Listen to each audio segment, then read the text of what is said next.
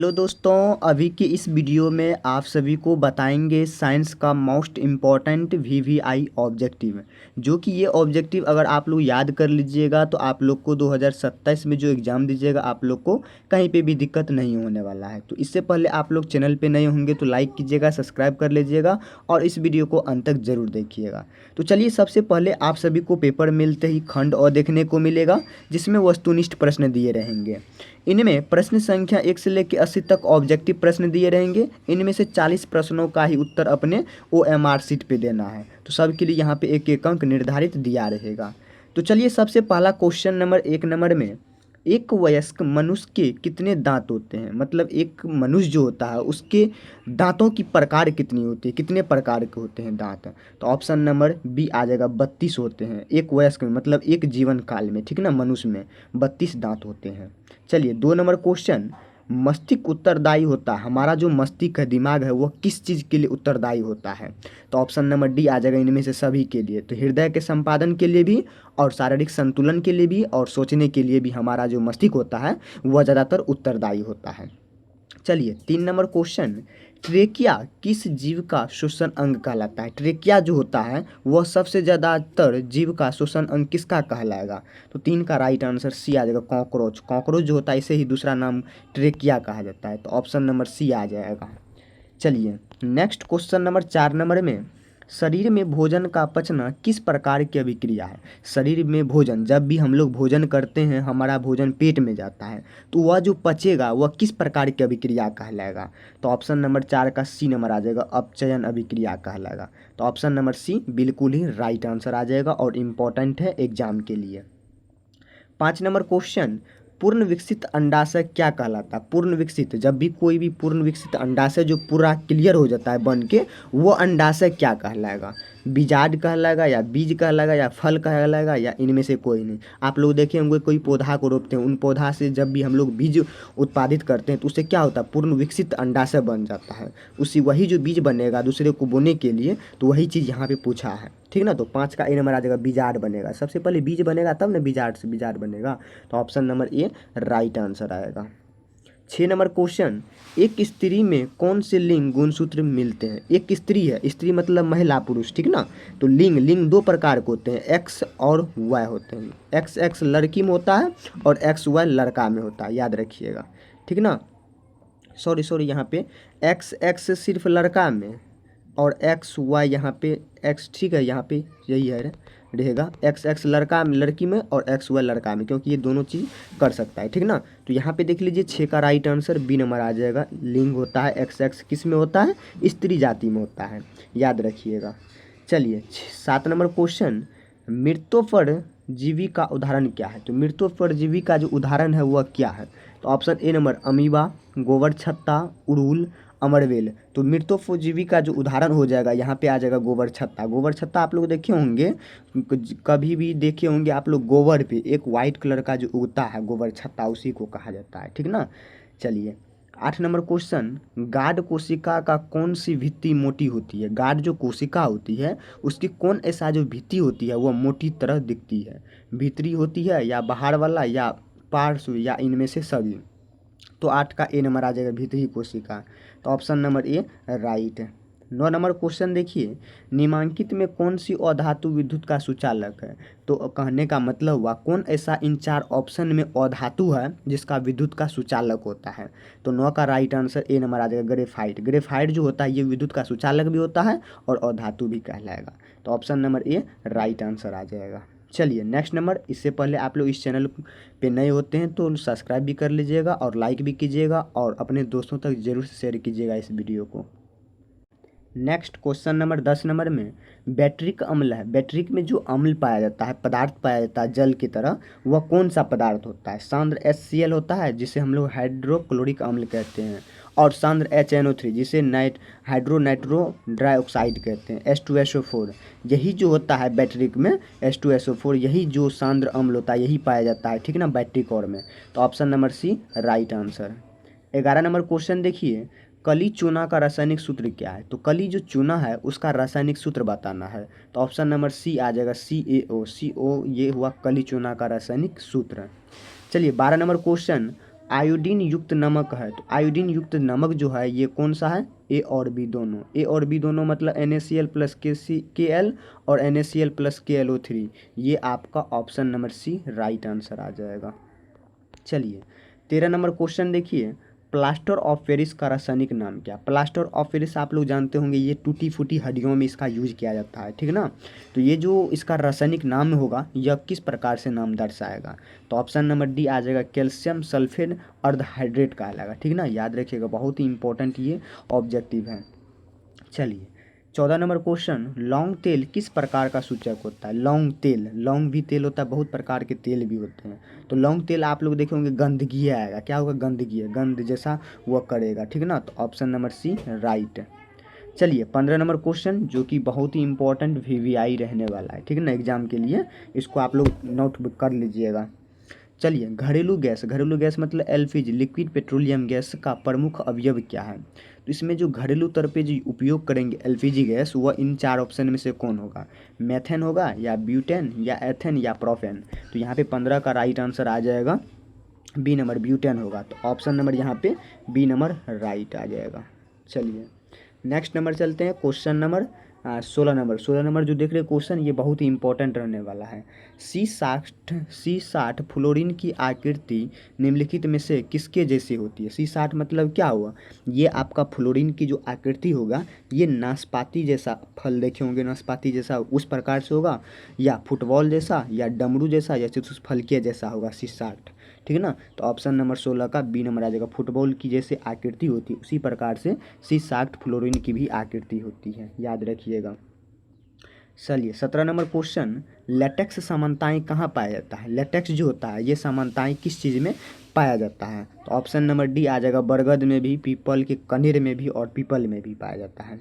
तो option number यहाँ पे डी नंबर राइट आ जाएगा, ठीक ना। तो लेटेक्स जो समानताएं पाया जाता है वह इन तीनों में पाया जाता है, ठीक ना, याद रखिएगा। चलिए 18 नंबर क्वेश्चन देखिए, मानव मूत्र में यूरिया की प्रतिशत मात्रा में होती है। तो मानव की जो मूत्र होती है, जिस प्रकार से आप लोग ठेठी भाषा में यूरिन कहते हैं और पेशाब कहते हैं, उसका जो प्रतिशत मात्रा होता है लगभग मिनिमम कितना होना चाहिए, 96% या 60% या 2% या इनमें से कोई नहीं। तो 18 का राइट आंसर सी नंबर आ जाएगा, 2% होती है, ठीक है ना। चलिए 19 नंबर क्वेश्चन, भ्रूण का विकास कैसे होता है। भ्रूण जो जब भी डेवलपमेंट करेगा उस किस प्रकार से डेवलपमेंट करेगा, अंडाशय में करेगा या योनि में करेगा या गर्भाशय में या फैलोपियन ट्यूब में करेगा। ये बहुत ही आसान क्वेश्चन है, जो कि बहुत ही इंपॉर्टेंट क्वेश्चन है, बायोलॉजी का ये क्वेश्चन है, ठीक है ना। साइंस में मतलब क्या होगा, साइंस में आप लोग का ये 3 सब्जेक्ट आएगा, फिजिक्स आएगा, केमिस्ट्री आएगा, बायो आएगा, ये तीनों मिक्सिंग रहेगा साइंस पेपर में, ठीक ना।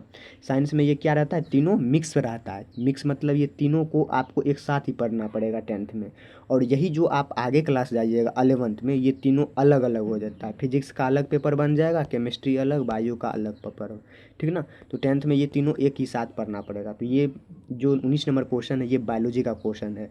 तो भ्रूण का जब भी विकास होगा ये गर्भाशय में ही होगा ना, तो गर्भाशय में ही होगा। तो option number C right answer आ जाएगा। चलिए अभी तक आप लोग इस चैनल को लाइक नहीं किए, सब्सक्राइब नहीं किए हैं, तो आप लोग जरूर से कीजिएगा। चलिए नेक्स्ट नंबर देखिए, क्वेश्चन नंबर 20 नंबर में, निकट दृष्टि दोष में किस लेंस का प्रयोग किया जाता है। निकट की वस्तु को देखने के लिए कोई भी लेंस का जो उपयोग करेंगे तो किस लेंस का उपयोग करेंगे, तो 20 का ए नंबर आ जाएगा, अवतल लेंस का उपयोग करेंगे। चलिए 21 नंबर, लेंस की क्षमता का SI मात्रक क्या होता है। बहुत ही इंपॉर्टेंट क्वेश्चन है, ठीक ना, VVI कर लीजिएगा। तो लेंस की SI मात्रक होता है डाईऑप्टर होता है, तो option B right. 22 number question, 1 kilowatt घंटा बराबर कितना होता है। तो 1 किलोवाट घंटा जो बराबर होता है वह कितने जूल के बराबर होगा, तो ए नंबर आ जाएगा 3.6 गुना 10⁻⁶ जूल के बराबर होता है। तो ऑप्शन ए राइट। चलिए 23 नंबर क्वेश्चन, प्रकाश की चाल न्यूनतम होती है। प्रकाश की जो चाल होगा वह न्यूनतम किस चीज़ में होगा, निर्वात में होगा या जल में या वायु में या कांच में। तो 23 का राइट आंसर डी नंबर आ जाएगा, कांच में होता है प्रकाश की न्यूनतम चाल। चलिए 24 नंबर क्वेश्चन, निम्न में से किस लेंस की फोकस दूरी धनात्मक होती है। धनात्मक मतलब पॉजिटिव होती है, धनात्मक, ठीक ना। तो अवतल लेंस की जो फोकस दूरी होगी ये हमेशा क्या होती है, सॉरी यहाँ पे 24 नंबर है ना, तो ए नंबर आ जाएगा। उत्तल लेंस की जो फोकस दूरी होती है यहाँ पे धनात्मक होती है। ऑप्शन नंबर 24 का यहाँ पे ए नंबर राइट आ जाएगा। चलिए 25 नंबर क्वेश्चन, कमरे के ताप पर द्रव अवस्था में रहने वाले धातु को अधातु को क्या कहते हैं? तो अधातु को ब्रोमीन कहते हैं, ठीक ना। तो कमरे के ताप पर जब भी रहेगा वो अधातु कहलाएगा। चलिए नेक्स्ट नंबर में चलते हैं, क्वेश्चन नंबर 26 नंबर में। तो 26 नंबर में निम्नलिखित में कौन सा युग्म एकल विस्थापन अभिक्रिया को प्रदर्शित करता है? एक ही युग्म जैसा प्रदर्शित करेगा। तो ऑप्शन नंबर बी राइट आ जाएगा, AgNO एवं CuS, ठीक ना। चलिए 27 नंबर क्वेश्चन, आवर्त सारणी में आवर्तों की संख्या कितनी होती है? जब भी आप लोग आवर्त सारणी को निकालेंगे उसमें देखेंगे उसमें संख्याएं कितनी होती है? तो 7 होती है आवर्त संख्याओं में, ठीक ना। चलिए नेक्स्ट 28 नंबर में पेंटेन का जो सूत्र होगा वह होगा C5H12 के कितने संरचनाएं संभव हैं? तो कितने हो जाएंगे यहाँ पे? तो ऑप्शन नंबर 28 का बी नंबर आ जाएगा, 3 संरचनाएं बनेंगे। चलिए 29 नंबर क्वेश्चन जो कि बहुत ही मोस्ट इम्पॉर्टेंट है 2027 के एग्जाम के लिए, ठीक ना। चलिए तो दही में कौन सा अम्ल पाया जाता है? दही जो आप लोग खाते हैं उस दही में कौन सा अम्ल पाया जाता है? तो लैक्टिक अम्ल पाया जाता है। चलिए नेक्स्ट नंबर में चले क्या, क्वेश्चन नंबर 30 नंबर में, निम्नलिखित में किस धातु को केरोसिन तेल में डुबाकर, केरोसिन मतलब क्या, मटिया का तेल आप लोग जानते होंगे अब बंद हो चुका है, ठीक ना। तो वह सोडियम धातु जो है उसी को हम लोग क्या करते हैं, केरोसिन तेल में डुबा के रख देते हैं। चलिए 31 नंबर क्वेश्चन, Al4C3 के जल अवघटन से निम्नलिखित में कौन बनता है? तो कौन बनेगा? तो मेथेन बनेगा। चलिए 32 नंबर, वह धातु जो सिर्फ अम्लराज में घुलता है क्या कहलाएगा? तो ऑप्शन नंबर बी आ जाएगा, एल्युमिनियम कहलाएगा। तो ऑप्शन नंबर बी राइट, बहुत इंपॉर्टेंट 32 नंबर, इसको याद रख लीजिए। चलिए 33 नंबर देखिए, ईंधन इनमें से कौन सा है? CNG भी है, LPG भी है, लकड़ी भी, इनमें से सभी हो जाएगा। ईंधन तो सब है, सब का उपयोग हम लोग कर सकते हैं। ईंधन मतलब जलाना, लकड़ी हो या कोई भी चीज़ हो, सब चीज़ क्या होता है? ये ईंधन ही हुआ। चलिए 34 नंबर क्वेश्चन, जीवाश्म ईंधन का उदाहरण है।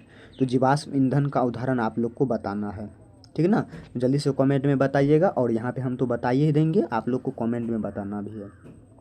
यहाँ पे C नंबर जो क्वेश्चन देख रहे हैं, पेट्रोलियम और कोयला, ये आपका जीवाश्म ईंधन कहलाएगा। चलिए 35 नंबर, अमोनियम क्लोराइड का जलीय विलयन होता है। तो अमोनियम क्लोराइड का जो जलीय विलयन होगा वो अम्लीय हो जाएगा।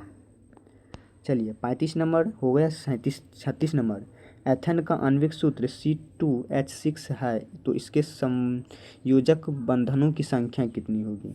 तो इसकी जो संयोजक बंधनों की संख्या होगी वह 7 हो जाएगा।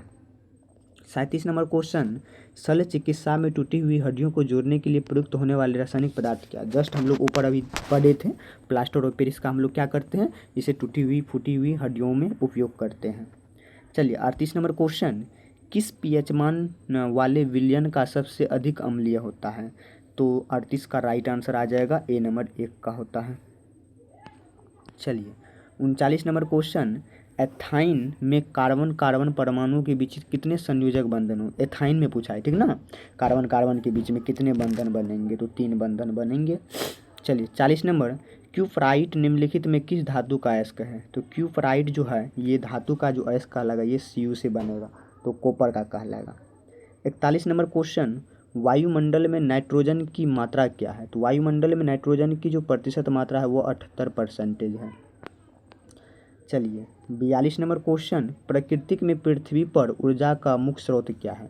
तो प्रकृति में जो रहेगा ये आ जाएगा Surya Prakash. 43 number, the origin of sphinx नामक पुस्तक किसने लिखी? बहुत ही टॉप भी आई है, जितना बोले उतना कम है। तो ये पुस्तक जो लिखा गया था ये डार्विन ने लिखा था, ठीक ना, याद रखिएगा। चलिए 44 नंबर क्वेश्चन, ओजोन के अणुओं में ऑक्सीजन की परमाणु संख्या कितनी होती है? तो ओजोन में इसमें परमाणु की संख्या बताना है। तो 44 का C नंबर आ जाएगा 3, ठीक ना। चलिए 45 नंबर क्वेश्चन, तो पौधों में प्रकाश संश्लेषण का स्थान क्या है? तो जब भी पौधा में प्रकाश संश्लेषण होता है, लेन देन इधर से उधर इधर से उधर, उसी को बोलते हैं प्रकाश संश्लेषण, ठीक ना। उसमें जो होगा वह किस प्रकार से होगा? तो क्लोरोप्लास्ट के द्वारा होगा लेन देन, ठीक ना। तो option number B right answer. तो चलिए अभी की इस क्लास में आप सभी को ये 45 ऑब्जेक्टिव जो बताया गया, ये 45 ऑब्जेक्टिव आपके लिए बहुत ही इंपॉर्टेंट VVI रहने वाला है, ठीक ना। ये ऑब्जेक्टिव आपका फिजिक्स रहेगा, प्लस केमिस्ट्री से है प्लस बायो से है, ठीक ना। तो ये इसको आप लोग को याद रखना है, जो कि साइंस का बहुत ही इम्पोर्टेंट ये सब ऑब्जेक्टिव रहेगा, ठीक है ना। तो आप लोग इसको याद करके और अपने दोस्तों और साथी तक को ज़रूर से शेयर करना है। और रहा बात इस चैनल पे आप लोग नए होंगे, वीडियो पे नए होंगे, तो आप लोग ज़रूर से सब्सक्राइब भी कर लीजिएगा। चलिए मिलते हैं नेक्स्ट वीडियो में नेक्स्ट टॉपिक के साथ।